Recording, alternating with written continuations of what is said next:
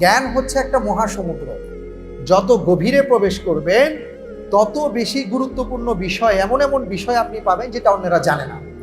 তো কোরআনের জ্ঞান তো সেই মহাসমুদ্রকে ছাপিয়ে গেছে, আরো বড়, আরো বিশাল, এর কোনো শেষ নাই। সুবহানাল্লাহ। কোরআন আপনি যতবার পড়বেন, আল্লাহি ওয়া রাব্বিল কাবা, কোরআন আপনি যতবার পড়বেন, আপনি যতবার কোরআন পড়েন, ওই একটা আয়াত যদি 10 বার পড়েন, চিন্তা করেন আপনার 10 রকমের চিন্তা আপনার ভিতরে অ্যাড হবে।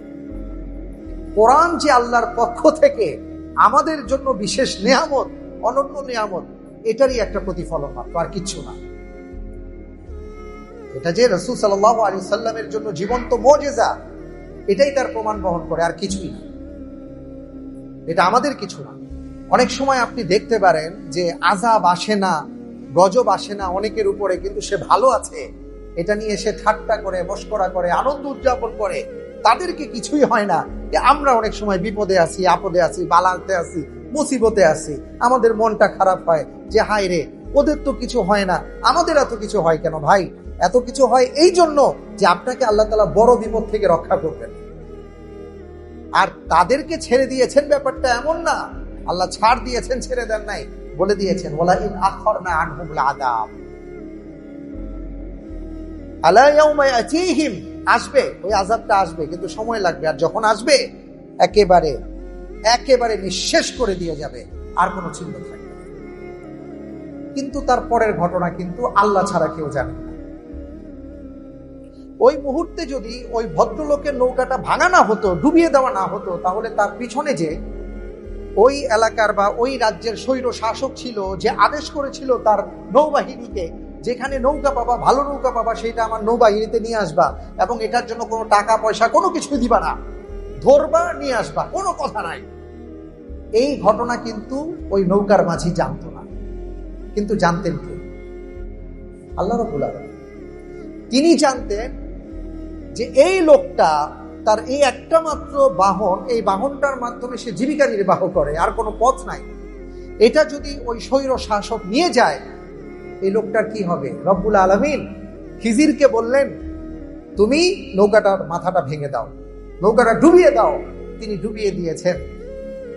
পৃথিবীর মানুষ দেখলো যে একটা কাজ করা হয়েছে, যে কাজটার মাধ্যমে ওই মাঝিটার ক্ষতি করা হয়েছে, কিন্তু আল্লাহ রব্বুল আলামিন জানিয়ে দিয়েছেন এটা আসলে ক্ষতি ছিল না। এই ক্ষতির পরে যে কত বড় লাভ তার হচ্ছিল, এটা পৃথিবীর মানুষ জানতো না। প্রত্যেকটা মুমিন আর মুসলমানের এই চিন্তা থাকতে হবে, এই চেতনা থাকতে হবে, এই বিশ্বাস রাখতে হবে, আপনার আমার জীবনে যত বড় বিপদ আসুক না কেন, আপনার কাছে মনে হতে পারে এটা অনেক বড় বিপদ, কিন্তু এই বিপদের চাইতে আরো ভয়াবহ বিপদ আপনার কাছে যেন না আসে, এই জন্য আল্লাহ রাব্বুল আলামিন সাময়িক বিপদ দিয়ে আপনাকে রক্ষা করেছেন। ভাই, বুঝতে পেরেছেন কথা? এই বিশ্বাস রাখতে হবে। গোটা পৃথিবীর মানুষ দেখেছে খিজির আলাইহিস সালাম ছোট একটা বাচ্চাকে ধরে আছাড় মেরেছেন, সবাই হায়রে হায়রে বলেছে, কিন্তু এটা জানতো না যে এই ছোট বাচ্চাটা যদি বড় হয়ে যেত, তাহলে এই ছেলেটার কারণে সে তো জাহান্নামে যেতই, তার মা বাবাও জাহান্নামে যেত। কিন্তু আল্লাহ রাব্বুল আলামিন খিজির আলাইহিস সালামকে জানিয়ে দিয়েছেন, এই বাচ্চাটা যদি এখন মৃত্যু হয়, এই বাচ্চাটাও জান্নাতে যাবে, তার মা বাবা জান্নাতে যাবে। এই বাচ্চাটার বিপরীতে আল্লাহ তাআলা আরো উত্তম আরেকটা সন্তান দিয়ে তাদেরকে ধন্য করবেন। এই জন্য আমরা অনেক সময় যারা ভাষা পড়ি, একবার দুইবার পড়েই যেন আমি এটা মনে না করি যে আমি তো কোরআন পড়েছি, আমি বুঝে ফেলেছি। না, এটা আপনাকে বারবার পড়তে হবে, রিসার্চ করতে হবে, তাইলে ইনশাআল্লাহ তাআলা অনেক কিছু পাবেন। অনেকেই বলেন যে আচ্ছা আমি তো ভাই কোরআন পড়লাম, হাদিস পড়লাম, ভাই কই মিলে না তো, পাই না তো। অনেক সময় তো দেখি যে এখানে কন্ট্রাডিকশন তৈরি হয়ে গেছে। আসলে কন্ট্রাডিকশনের কিছু নাই। যেমন একটা হাদিসে আসছে, রাসূল সাল্লাল্লাহু আলাইহি ওয়াসাল্লাম বলেছেন, তোমরা যখন উটের গোশত খাবা তখন ওযু করবা। খুব চমৎকার একটা ব্যাপার দেখো, উটের গোশত খাবা তখন ওযু করবা। এখন উটের গোশত খাওয়ার সাথে ওযুর সম্পর্ক কি? কেউ কেউ সেই হাদিস থেকে সরাসরি ওযু অর্থ নিয়েছেন, আলহামদুলিল্লাহ, কিন্তু চমৎকার একটা বিশ্লেষণ করেছেন যারা ভাষাবিদ এবং যারা হাদিস বিশারদ, ওনারা বলেছেন ওযুর কয়েকটা অর্থ আছে। একটা হলো শরীয়তে যেটাকে আমরা ওযু বলি, এটা একটা ওযু। আবার ওযুর মিনিং হচ্ছে হাত ধোয়া, মুখ পরিষ্কার করা, এটাকে ওযু বলা হয়। তো রাসূল সাল্লাল্লাহু আলাইহি ওয়াসাল্লাম উটের গোশত খাওয়ার পরে ওযুর অর্থ এটাই করেছেন। একদল বললেন, অর্থাৎ খুব চমৎকার একটা সমন্বয় দিলেন।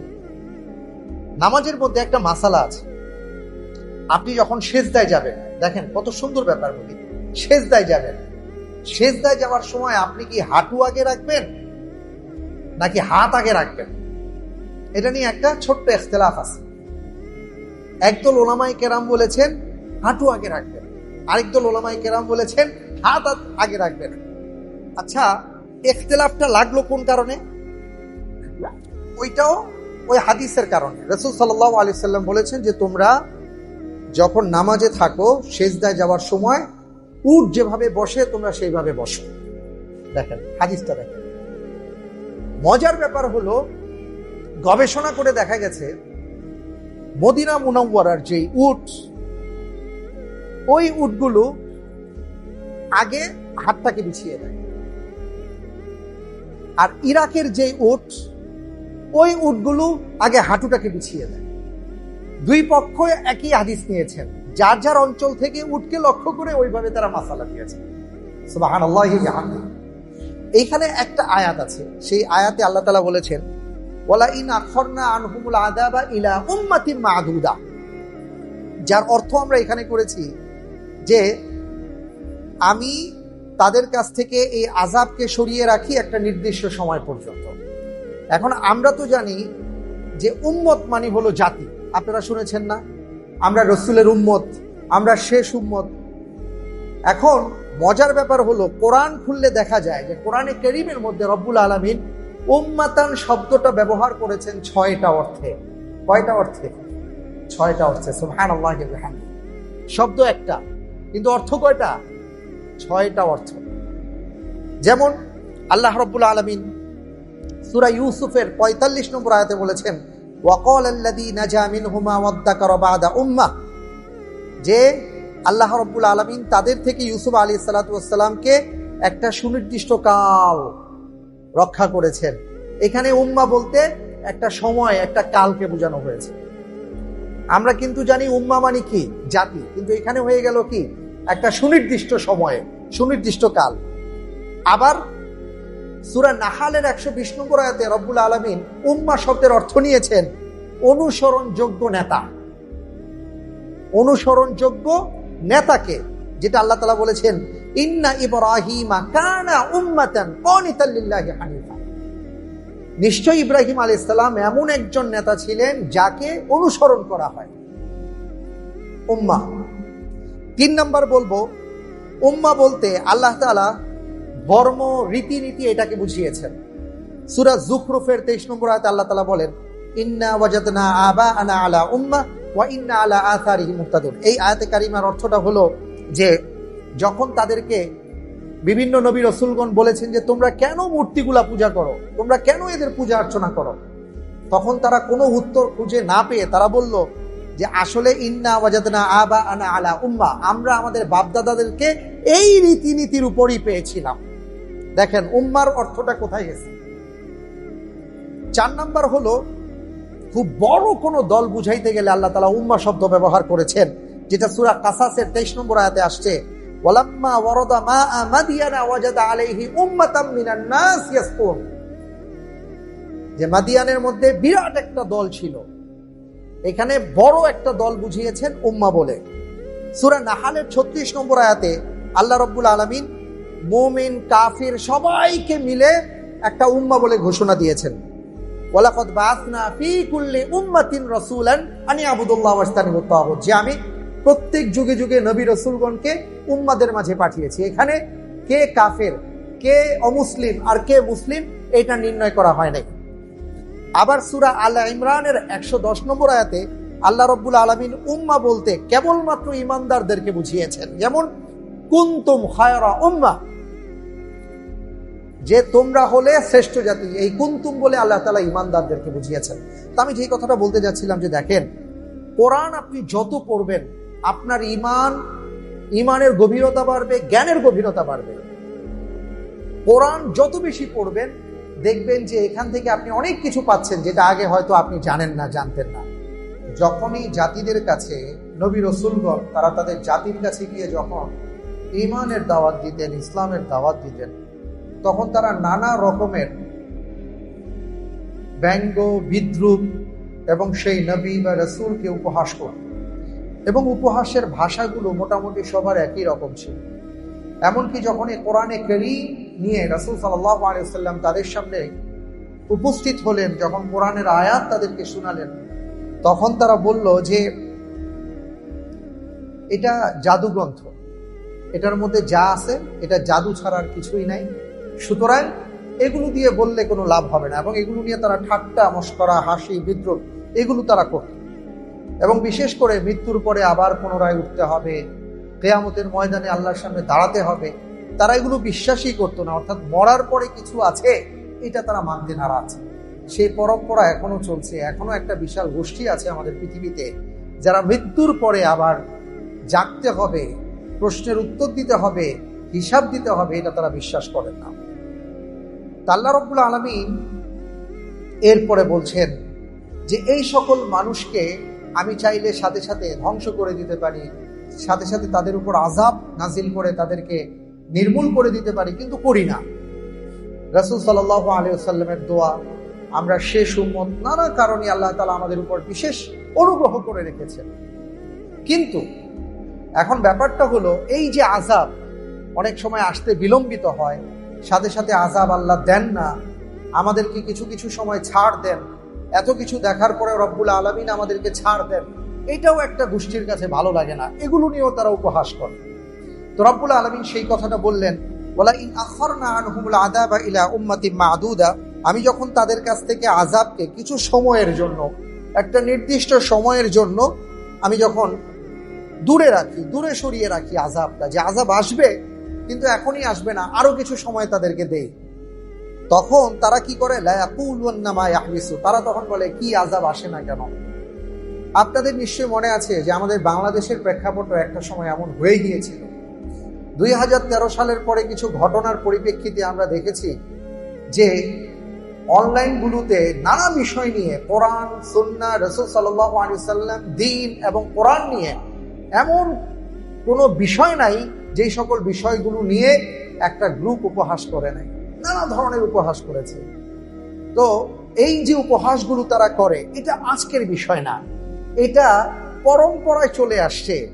হযরত নূহ আলাইহিস সালাতু ওয়াস সালামের যে এই কওম ছিল, সেখান থেকে বিশেষ করে এ পর্যন্ত এবং কিয়ামত পর্যন্ত একটা গ্রুপ এমন থাকবে যারা আজীবন আমৃত্যু এই কাজগুলো তারা করে যাবে। তারা নানা বিষয় নিয়ে উপহাস করবে, এমনকি তারা যে সকল অপরাধ করে, অপরাধের ফলে যে তাদের আল্লাহ তাআলা কিছুটা ছাড় দিয়ে রেখেছেন, এই ছাড়টা নিয়েও তারা উপহাস করে। তো রব্বুল আলামিন সেই কথা বলছেন যে যখন আমি কিছু সময়ের জন্য আযাবকে সরিয়ে রাখি, তারা বলে কই আযাব আসে না কেন? কিন্তু এই কথা যারা বলে তাদের ক্ষেত্রে আল্লাহ তাআলা সতর্ক বার্তা দিয়ে বলেছেন, আলা ইয়াউমা ইয়াতিহিম লাইসা মাসরুফুন আনহুম, নিশ্চয়ই তোমাদের কাছে আযাব আসবে, তাদের কাছে আযাব আসবে, লাইসা মাসরুফুন আনহুম, সেই দিন কেউ তাদেরকে বাঁচাতে পারবে না। ওয়া হাকা বিহিম মা কানু বিহি ইস্তাহজিউন, আর এই যে আজকে যে তারা উপহাস করছে যে ব্যাপারগুলো, এগুলোই তাদের জন্য কাল হয়ে দাঁড়াবে। আমরা অনেক সময় বলি না, তোমার ওই কথাটাই তোমার জন্য কাল হয়েছে। অর্থাৎ কখনো কখনো আমার কোন কথা, কোন কাজটা আমার জীবনে অমানিসার অন্ধকার নিয়ে আসতে পারে আমরা বলতে পারি না। এই জন্য আমাদের সবসময় জীবন চলার পথে সাবধানতা অবলম্বন করতে হবে। আমল হোক, কাজ হোক, কথা হোক, বার্তা হোক। ভাই, আপনি অনেক ক্ষেত্রে অনেক কিছু আছে হয়তো পালন করতে পারেন না, আপনি আল্লাহর কাছে তওবা করেন, ইস্তিগফার করেন, ক্ষমা প্রার্থনা করেন যে হে আল্লাহ, এটা করা উচিত, আমি করতে পারছি না, তুমি আমারে মাফ করো। এটা ভিন্ন বিষয়। আরেকটা হলো আপনি নিজে করবেন না, আবার এটার বিরুদ্ধে আপনি কথাও বলবেন, আল্লাহ রাব্বুল আলামিন আপনাকে ছাড়বেন না। এই আয়াত সেই কথাটা বলছে। ওয়াহাকা বিহিম মা কানু বিহি ইস্তাহজিউন, এবং এই কথাগুলোর কারণে, এই উপহাসের কারণে তাদেরকে আল্লাহ পাকড়াও করবেন। আজকে অনেকেই আমরা মনে করি কই অমুক তো ভালো আছে, তমুক তো ভালো আছে, এরা ইসলামের বিরুদ্ধে এত কথা বলে, দ্বীনের বিরুদ্ধে এত কথা বলে, এত অন্যায় ভাবে চলে, কই তারা তো ভালো আছে। আমরা বলি না ভাই? এবং আমরা আরো বলি, আমরা যারা দ্বীনের উপর চলতে চাই, একটু ভালোভাবে চলার চেষ্টা করি, আমরা যারা জীবনটাকে ভালোভাবে চলার চেষ্টা করি, সততার সাথে চলতে চাই, দেখা যায় ওনার চাকরি থাকে না, ওনার ব্যবসায় বরকত হয়, আর কি ব্যবসায় বরকত বলবো না, ব্যবসায় লাভ হয় না, ওনার জীবনের মধ্যে অনেক ধরনের দুর্গতি লেগে থাকে। তো এই সব বিষয়গুলো যখন তার চোখের সামনে আসে, সে চিন্তা করে লাভগুলো কি আমার। এবং অনেকে তো আফসোস করে বলা শুরু করে দেয়, আহা আল্লাহ, খালি আমারই দেখলা, নাউযুবিল্লাহি মিন যালিক। এই ক্ষেত্রে কিছুদিন আগে আমার এক মুসল্লি ভাই আমাকে চমৎকার একটা লেখা পাঠিয়েছেন, আপনাদের সাথে শেয়ার করি। দারুণ একটা ব্যাপার, তাফসিরের একটা ব্যাপার। সেটা হচ্ছে যে সূরা কাহাফের মধ্যে আমরা জানি যে একটা ঘটনা আসছে, এটা খুব গুরুত্বপূর্ণ ব্যাপার। এই জন্য আমরা যদি হৃদয়ঙ্গম করতে পারি, ইনশাআল্লাহ তাআলা ভবিষ্যতে কোনোদিন যত বড় বিপদ আপনার জীবনে আসুক না কেন, আপনার কাছে মনে হবে এতেই কল্যাণ আছে। আলহামদুলিল্লাহ, আলহামদুলিল্লাহ। সেটা হলো সূরা কাহাফের মধ্যে আপনারা জানেন হযরতে মূসা আলাইহিস সালাতু ওয়াস সালাম এবং হযরতে খিজির আলাইহিস সালাতু ওয়াস সালামের একটা ঘটনা আছে। আল্লাহ রাব্বুল আলামিন হযরতে মূসাকে বলেছিলেন যে আপনি সফর করেন একটা নির্দিষ্ট জায়গায়। মাছ যখন, ভাজা মাছ যখন নদীতে ঝাঁপ দিবে, ভাজা মাছ তাজা হয়ে যেদিক দিয়ে যাবে, ওখানে গিয়ে আপনি এক ব্যক্তিকে পাবেন, তার সাথে আপনি সফর করবেন। তো তিনি যখন তার সাথে সাক্ষাৎ করলেন, লম্বা ঘটনা, সেদিকে যাচ্ছি না, আমি মূল বিষয়টা টাচ করতে চাই। তো তিনি প্রথমেই বলেছিলেন, আপনি আমার সাথে সফর করতে পারবেন না, লান তাস্তাতিআ মাইয়া সাবরা। আপনি আমার সাথে সফর করতে চান, আপনি তো ধৈর্য ধারণ করতে পারবেন না, আমি যা করবো আপনার মাথা গরম হবে। তিনি বলেছিলেন কোনো সমস্যা নাই, আমি আপনার সাথে সফর করতে চাই। তো এই সফরের মধ্যে তিনটা ঘটনা ঘটেছিল। একটা হলো তারা নদী পার হবেন, প্রচন্ড ঝড় হচ্ছিল, কেউ তাদেরকে নদী পার করে দিচ্ছে না। একজন মাঝি, তার দয়া হলো, মায়া হলো, ভালো মানুষ, তিনি দেখলেন আল্লাহর নবী দাঁড়িয়ে আছেন, তাদেরকে তিনি পার করে দিলেন। ভালো একটা নৌকা ছিল, যে নৌকাতে তিনি থাকতেন হয়তো রাতের বেলা, যে নৌকার মাধ্যমে তিনি জীবিকা নির্বাহ করতেন, যেই নৌকাটা তার একমাত্র সম্বল ছিল জীবিকা নির্বাহে, সেই নৌকা দিয়ে তাদেরকে পার করে দিলেন। অন্য কেউ কিন্তু পার করছিল না। ওনারা পার হলেন। খিজির আলাইহিস সালাম তিনি সেই নৌকার মাথাটা ভেঙে দিয়েছিলেন, যে কারণে নৌকাটা ডুবে গিয়েছে। দ্বিতীয় ঘটনাটা ঘটেছিল, ওনারা একটা বাগানের পাশ দিয়ে যাচ্ছেন, কয়েকটা ছোট ছোট বাচ্চা খেলা করছিল, একটা বাচ্চাকে ধরে আছাড় মেরে তিনি মেরে ফেললেন। হযরতে মূসা আলাইহিস সালাতু ওয়াস সালাম সহ্য করতে পারেন না। তৃতীয় ঘটনাটা ঘটেছিল, একটা জনপদে গেলেন, গিয়ে বললেন, ভাই আমরা খুবই ক্ষুধার্ত, আমাদেরকে একটু খাবার দাও। ওরা তো খাবার দিলই না, বরং তাদেরকে তাড়িয়ে দিল। এবং তাড়ানো মানে কেমন তাড়ানো, যে পিছন থেকে লাঠি সোটা নিয়ে তাদেরকে পিছনে দৌড়ালো। তো ওনারা যখন চলে আসছেন, আসার পথে দেখলেন যে জনপদের একটা বিশাল প্রাচীর দেয়াল পড়ো পড়ো অবস্থায়। হযরতে খিজির আলাইহিস সালাম আল্লাহর কাছে দোয়া করে সেই প্রাচীরটাকে ধরলেন, স্পর্শ করলেন, বা কোনো না কোনো ভাবে দেয়ালটা তিনি ঠিক করে দিলেন। মূসা আলাইহিস সালাতু ওয়াস সালাম এই তিনটা কাজের তীব্র প্রতিবাদ করেছিলেন। কারণ স্বাভাবিক দৃষ্টিকোণে, আমাদের বাহ্যিক দৃষ্টিভঙ্গিতে যদি আমরা ব্যাপারগুলো দেখি, একটা কাজের ক্ষেত্রেও আমার কাছে মনে হবে না যে এটা তিনি কি করলেন, ঠিক কিনা? এটা কিন্তু খুব স্বাভাবিক ব্যাপার। কথা নাই বার্তা নেই, একজন মানুষ আপনাকে উপকার করছে, বিপদে পড়ে গেছেন, আপনাকে উপকার করছে। মনে করেন যে আপনি রাস্তাঘাটে চলতেছেন, কঠিন লকডাউন চলতেছে, কেউ আপনাকে নিচ্ছে না, আপনার যাইতে হবে বিক্রমপুরে। ড্রাইভার সাহেব বললেন যে ভাই উঠেন গাড়িতে, আমি আপনাকে নিয়ে যাব, কেউ আপনাকে নিচ্ছে না, আপনার খুব দরকার। তো যাওয়ার পরে নতুন একটা গাড়ি বেচারা 30 লাখ টাকা দিয়ে কিনছে, আপনি ধুম করে বাড়ি দিয়ে ব্যাস গাড়ির সামনের বনেটটা দিলেন ভাইঙ্গা। আশেপাশের লোকজন যদি দেখে তাহলে কি বলবে আপনাকে?